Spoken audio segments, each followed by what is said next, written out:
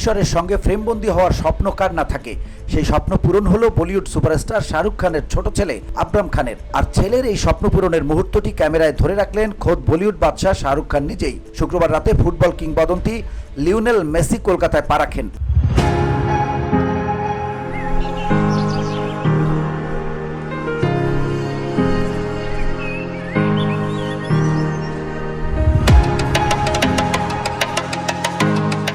আর শনিবার সল্টলেক স্টেডিয়ামে ঘটে এই নক্ষত্র পতনের ঘটনা।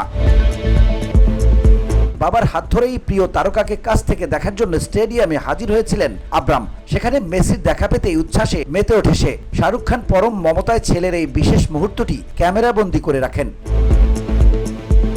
সুয়ারেজ ডি পলের সঙ্গেও আব্রাম শুধু মেসি নন, আব্রামকে এদিন দেখা গেছে মেসির সতীর্থ লুইস সুয়ারেজ এবং রদ্রিগো ডি পলের সঙ্গেও। ফুটবল তারকাদের সঙ্গে যখন জুনিয়র খান বাক্য বিনিময়ে ব্যস্ত, তখন বাবা শাহরুখের মুখে ছিল তৃপ্তির হাসি। ছেলেকে এত উৎফুল্ল দেখে বেশ ফুরফুরো মেজাজেই ছিলেন শাহরুখ খান। ভিড়ের কারণে মেসির দ্রুত প্রস্থান। জানা গেছে সল্টলেক স্টেডিয়ামে মেসি প্রায় 30 মিনিট সময় কাটান। এর মধ্যেই সংবর্ধনা অনুষ্ঠানে শাহরুখ খান আব্রামকে নিয়ে উপস্থিত ছিলেন এবং এই স্মরণীয় মুহূর্তগুলো তৈরি করেন। VOD Bangla news desk.